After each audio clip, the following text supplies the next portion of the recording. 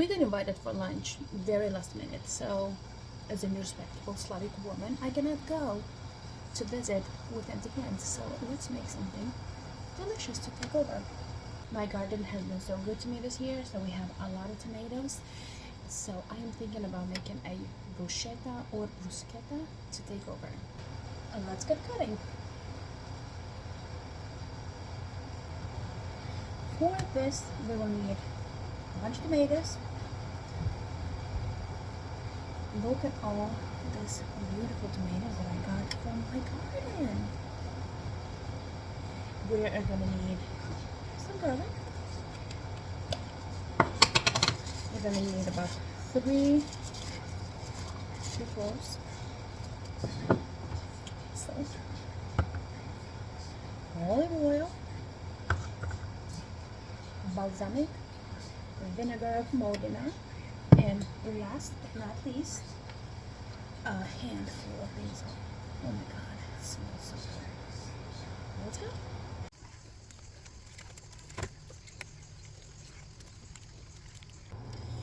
So I'm not Italian, and I'm using whatever tomatoes I have in the garden. Usually Roma tomatoes are the best for bruschetta. This is not a recipe to follow. This is just a recipe that I do at home with the ingredients I have at hand, and family loves it, so that's the most important.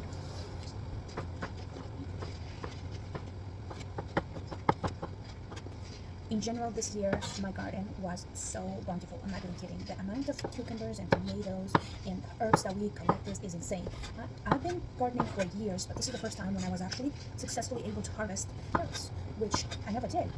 Well, granted, we moved from a very hot climate to a much to a northern region of the country, and of course, here the soil is different, and the air is much more humid in a way, you know. So, I mean, I'm very, very, very proud of the way my garden turned out and the amount of stuff we were able to harvest this year.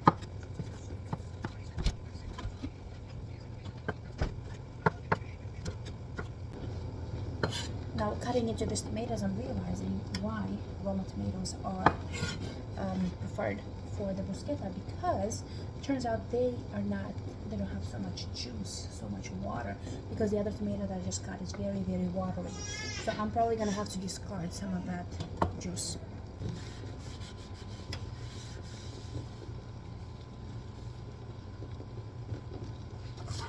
Let's get this garlic now. We're gonna smash them one more time, just to make sure, and then we're gonna just, okay. Make sure to clean the garnish up, because you're gonna have huge chance of going in the chicken. There we go. There we go.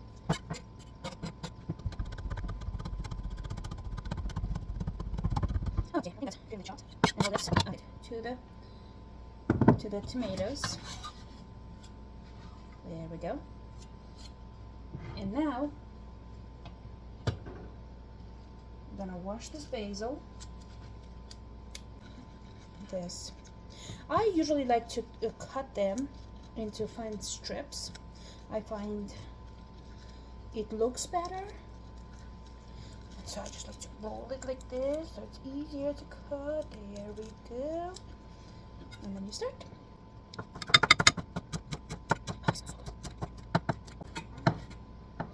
There we go.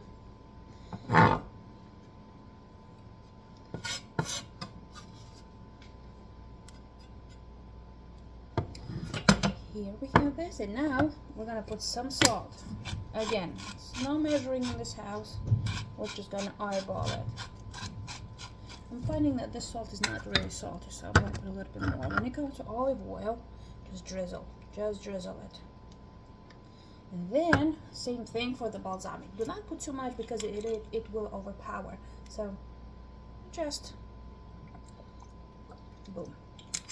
And now let's get a spoon and mix all of this.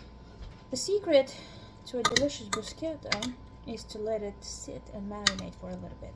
We are not leaving right now, and we have about a half an hour drive to our destination, and we will have a pit stop at an Italian bakery for some fresh Italian bread, which I will be toasting once we get to our destination, and we will serve this bruschetta on nicely toasted bread. Taste test.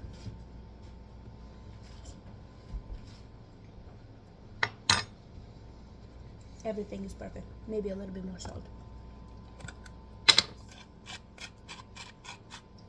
Now I'm gonna put a lid on it and I'm gonna pop it in the refrigerator until we are ready to leave. Ciao, ciao.